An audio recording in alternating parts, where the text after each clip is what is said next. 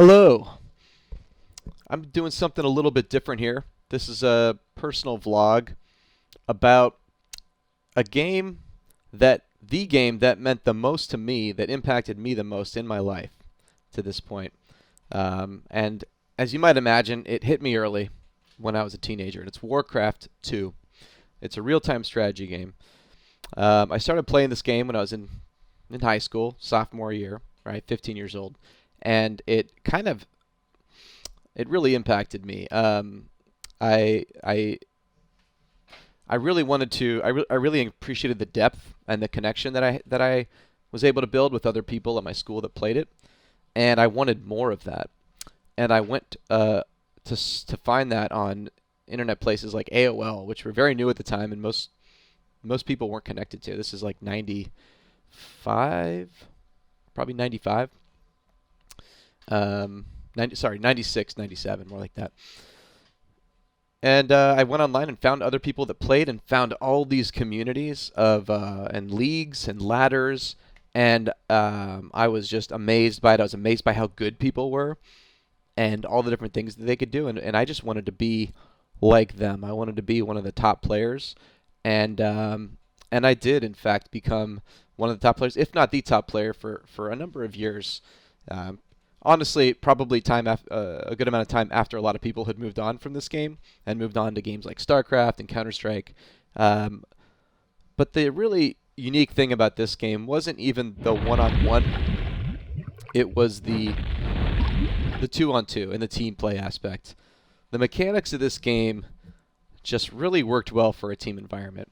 Um, and it's hard to say that it really is the most strictly competitive game. I think 1v1 StarCraft, Brood War, StarCraft 2 are probably the best competitive RTSs, particularly in a 1v1.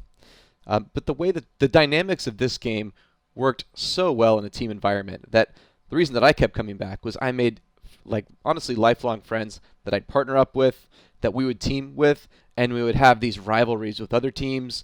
And the community and the dynamics that were built with these relationships of you'd always have to team with somebody, and sometimes your teammates wouldn't be on. You might have to team with somebody that was a little bit of a rival, but then all of a sudden you're buddies, and the dynamics of all of that, because every game that you won felt like you deserved it. Every game that you lost felt like you got owned, and that just gave everything so much meaning. And it really is what those sort of dynamics are really what inspires me as a game designer, to dive into that, to create that for people, meaningful relationships between players, and to even expand on that. And that's really what I'm hoping to continue to move towards for remainder of my career as a game designer. So anyway, Warcraft 2. I love it, and there's this passionate community. It's a very small community, but they still play to this day. They're on every day, playing team games, talking crap, bringing the rivalries, supporting the game that's not even out there anymore with community-made programs and mods, both to create servers that people can play on, to create utilities like replay capturers, to allow you to watch replays, and whatever you want to do with those. So something kind of interesting just hit my awareness. My friend hit me up, who I used to play with, and a really good friend of mine, and said, "Hey, there's a tournament this weekend for Warcraft 2 with $1,000 prize pool. Do you want to play with me?" The truth is, there's people that have been playing this game as their main game for a long time, and they're going to beat me. I can compete. I have a chance, but they're probably going to win, and I had obligations, so wasn't able to play with my friend there, unfortunately. But he got another teammate, and they went into the tournament, and I was kind of dipping in and out throughout the day, checking in on them, and it was really just a good atmosphere, and people were playing, and there was one of the community members streaming it, and it was so cool. And it just occurred to me, like, maybe this would be a fun thing to just jump in and cast some games from this tournament of Warcraft 2, especially if I could do it with my good friend Nick, who was playing, after the fact, and he was down with the idea, and we just had a great time getting together, watching the games, some of them that he was in, casting them. And, if I end up posting this, that would be pretty, that'd be pretty gutsy, right? Nobody's following me because of Warcraft 2, but whatever, right? You guys follow me. I can pretty much do what I want here. If you don't like it, it's fine with me. I'm not an influencer. I'm not here to get a bunch of views. This isn't my career. I make games, developer, and if I have the opportunity to share things that I care about with you, then that's kind of up to me what I want to do. And anyway, this is something that I thought was pretty cool. If it's not your thing, totally get it. If you're interested, feel free to continue to watch. But yeah, what we're going to do here is we're going to look at this. We're going to look at the games that were in this tournament this weekend, right? I think it was probably a 4 or 5 round tournament. Maybe not do all the rounds, maybe not all the matches. Certainly the finals, some semifinals, some quarterfinals, things like that. Break these games down. This old game, really the start of modern RTS, even before StarCraft. I'd say this is certainly was a significant game. This is one of the first online games that you could really connect to people on. Certainly with this type of depth of play, with where you had quick response times, you needed quick pings to respond. You got in games, you got out. There were these leagues, there were clans. All of these things back from that era is just so awesome, and really just a romantic period for video games, online video games, for me in particular, and I think for many others, for my generation. So if you're familiar with this, that's awesome. If not, maybe you can appreciate it. So I'm going to get into casting some Warcraft 2 games. So here we go. Hello. Okay, so we're about to jump into this tournament. So we're just going to go right into the finals of this tournament. I know this is probably new for a lot of people, probably everybody. So a lot of games happened up to this point. Just want you to know that this is a $1,000 tournament. The winning team gets $1,000. 28 players, 14 teams, the best of the best of people that have been playing this game for over 20 years. So all of these people, this is the biggest tournament in this game in years. So everybody wants to win. The stakes are high.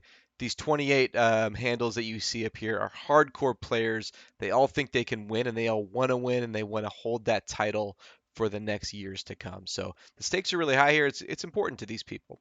And we're going to jump right to the finals. You can see the bracket here. Take a look at that if you want. And now, actually, this name KHB that you see in the top seed, this is my good friend. This is who I was, who asked me if I wanted to play in a tournament with him. We used to be a top team. He actually made it to the finals, and he's going to join me for the casting as we jump into the first game of the best of 7 finals in Warcraft 2, 2v2 action on Garden of War. Let's have some fun with it.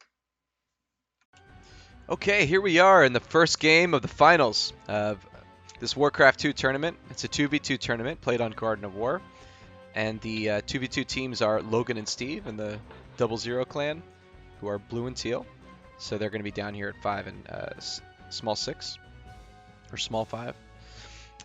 Depending on whatever everybody you feel calls like a little different. Yeah. Yep. They're up against me and Shotgun. I'm at the small 9 position. I'm purple, and Shotgun's 12. He's the white color. All right, so you're here. It's at small 9, which we can all agree on calling it that.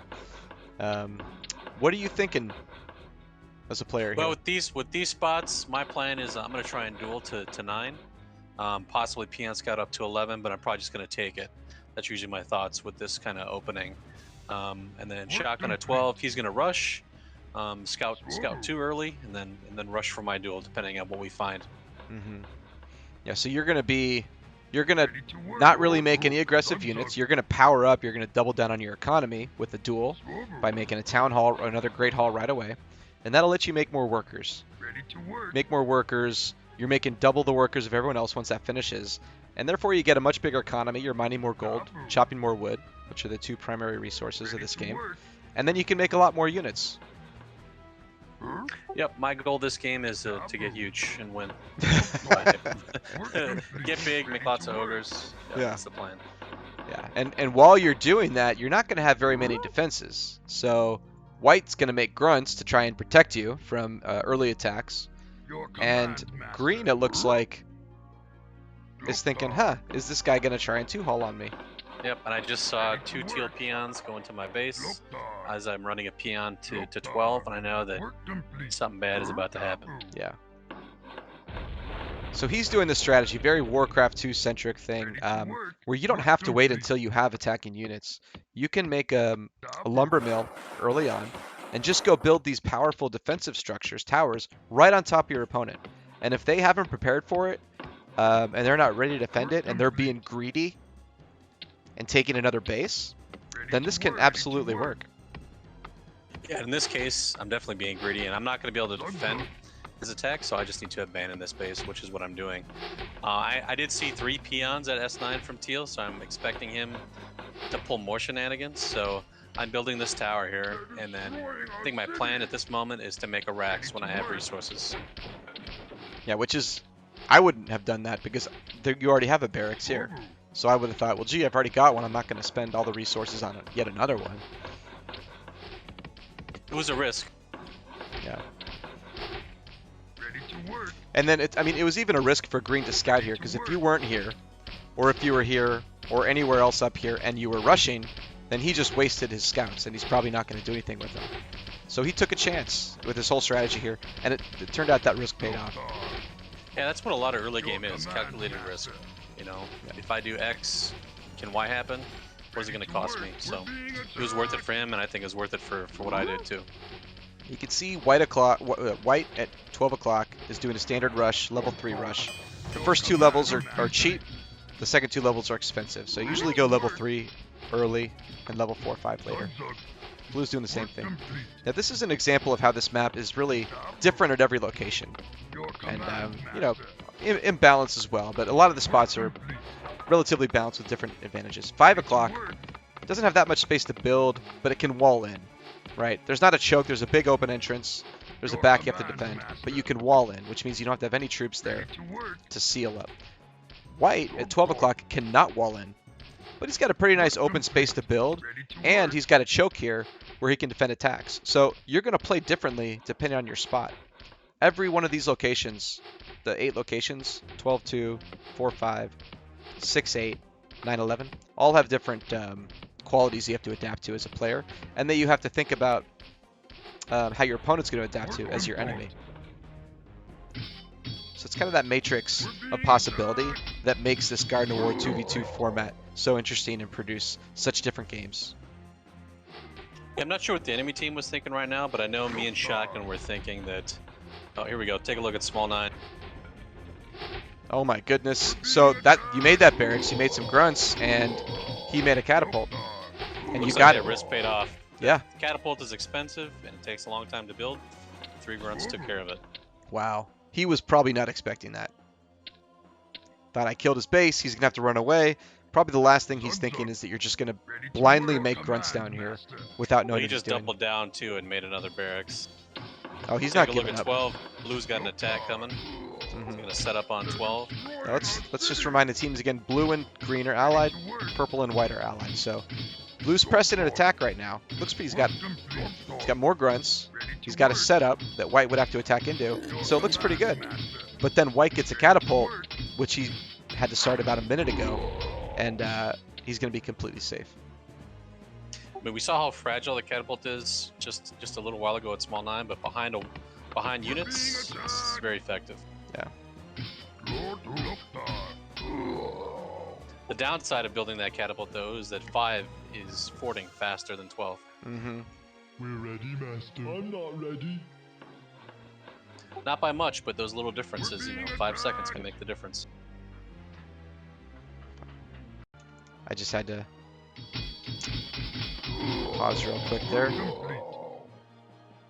Work Back. complete. We're ready, Master. I'm not ready.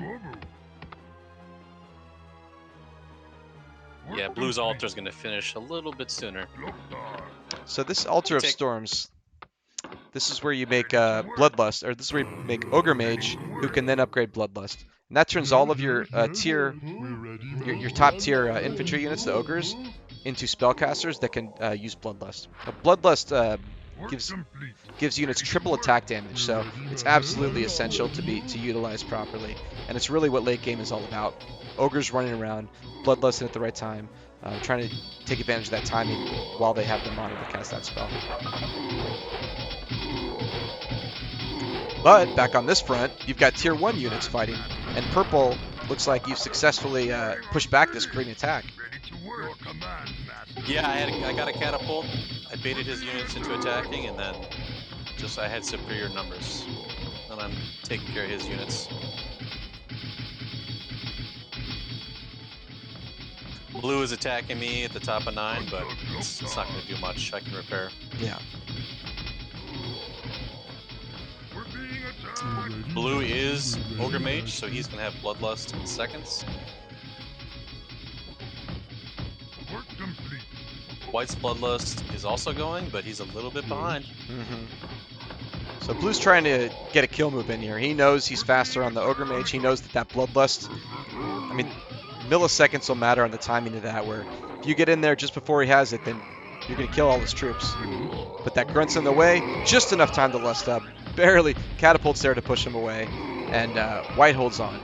And he gets a little tack in of his own. Just incredible. Like, he had a 5-second window. Not enough. So purple's doing all right. Get this Ogre Mound up. Green's about on par. But Green's got all these grunts. Teal is in trouble because he doesn't have an expansion and his mine's about to pop, so he needs to figure something out. That's figure it true. out quick. The mine you have has way more gold in it, and you've actually mined a lot more.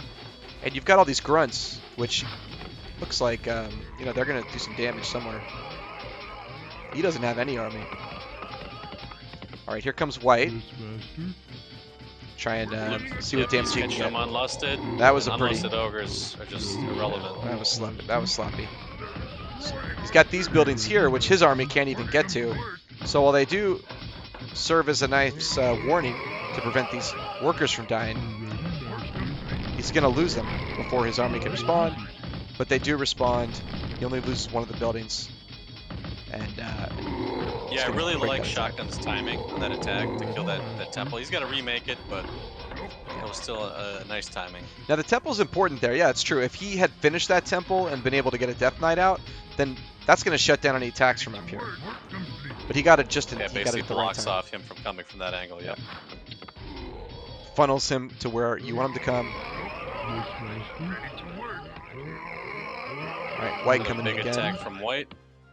This time he's going right for the jugular. Now Blue's ogres are over here, clearing out all the purple grunts. Meanwhile, White's attacking the heart of Blue's economy. Yeah, it looks like Blue was a little short on lumber, and he did not make ogres for about 30 seconds. Oh no. Yeah, well he had to remake these buildings, which take lumber. He's making them in the first place, rebuilding them, making a town hall. And so even though Shotgun lost the ogre battle a minute ago, it was effective because it stopped Blue from making more ogres, so a second wave could be effective. So even though Blue's stopping this base, he's losing his expansion, which he needs. And he loses the hall there because of that setup from White. Blue comes in, stops this White expansion. He's not content to only defend himself. Although he still hasn't cleared out these White ogres. That's a problem. Yeah, Blue is not mining anywhere right now. Well, and neither is Teal. There is no mining going on. He's trying to expand actually where you started at 8 o'clock. And he's going to take 8 o'clock. Yeah, he's got a decent amount of peons there. He's going to be able to mine, but it will be slow. But it's something. It's something. It's an income. Take it. It's all the way across the map, so White's not going to expect that. That's a secret.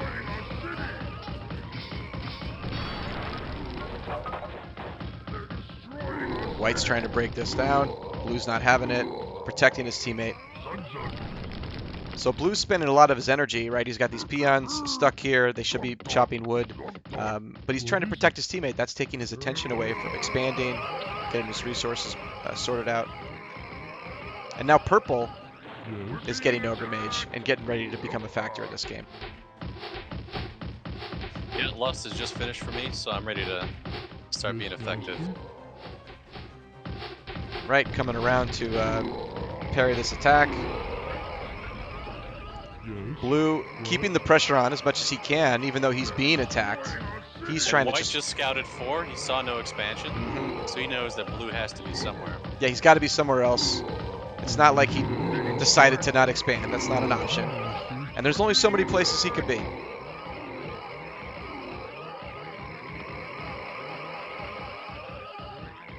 But what he's also trying to do is keep them busy. He wants to make them think about defending. Wants to make... If you take a look, there's a guys. White grunt on the way to 8 right now. He's going to scout it. So he says 6 is already accounted for. 8's And the there's a only big spot I battle haven't at 11. checked. Yep.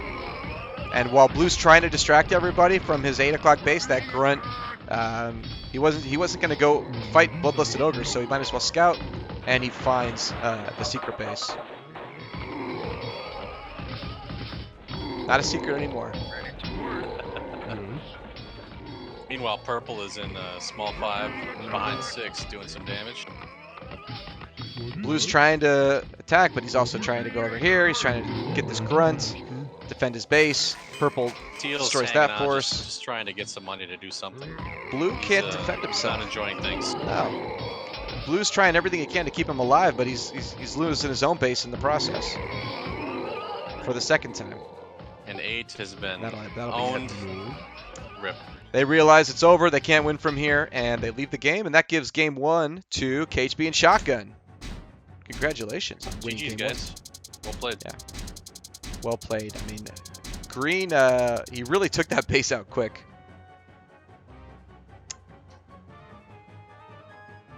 But I think the Yeah, way... that was a fun one. I mean, it could have gone either way. I mean, I think if I didn't have that Rax at small 9 to get that cat would have done some serious damage to me at 9 o'clock.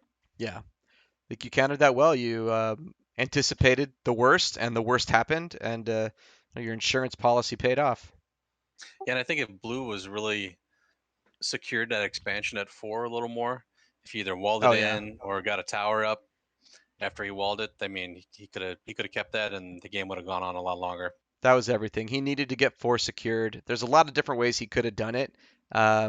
He went for that setup there, but Shotgun countered it with his timing, and he didn't have a good answer for that. And then your attacks on green drew his army away, and he didn't. His economy wasn't quite balanced just right. He didn't macro quite hard enough. He didn't scout those incoming ogres, and he lost his base. Yeah, props to Shotgun on that game because his lust attacks were really kept Blue off balance. So he was the right place at the right time every time. Well played, well deserved victory. All right, good game. GG.